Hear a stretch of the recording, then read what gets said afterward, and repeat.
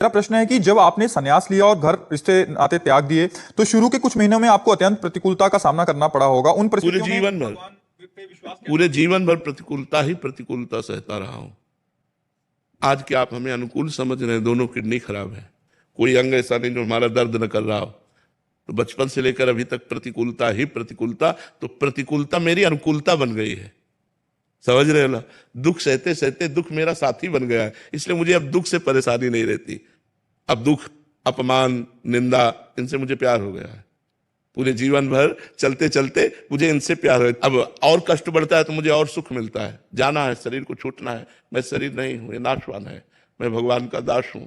वो अविनाशी स्वरूप हमारा है जो चिदानंद में सेवा में भगवान की जाता है। इसलिए हाँ, पहले दिन हमारे विश्वास को भगवान शंकर ने पुष्ट किया।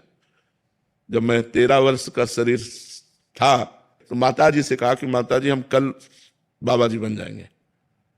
बाबा जी बन जाएंगे। उन्होंने विनोद समझा, हमारी बात बन गई, क्योंकि उन्होंने विनोद समझा। अगर सीरियस समझती तो रो देती या कुछ हमको आदेश करती, और उन्होंने विनोद समझा तो ध्यान ही नहीं दिया। भगवान ने हमारी बात बना दी। सब सो रहे थे, उठे, पिताजी को मानसिक प्रणाम किया, सैया पर थे, माताजी को प्रणाम किया, भाई बहनों को हाथ जोड़ा, और एक छोटी सी गीता, और एक ब्राह्मण कुल में जन्मे थे इसलिए चटाई, और वो एक लोटा, क्योंकि गायत्री यज्ञोपवीत हो जाता है ना, तो गायत्री के लिए उतना लेकर बस वो फिर घर से भागे। पैजामा, कुर्ता या ऐसा पैंट शर्ट, आधा पैंट, और 15 किलोमीटर चलने के बाद थक गए। तो एक शंकर जी का मंदिर आता है नंदेश्वर, सरसौल में, सरसौल ब्लॉक में नंदेश्वर महादेव, वहां जंगल में जाकर के रुके।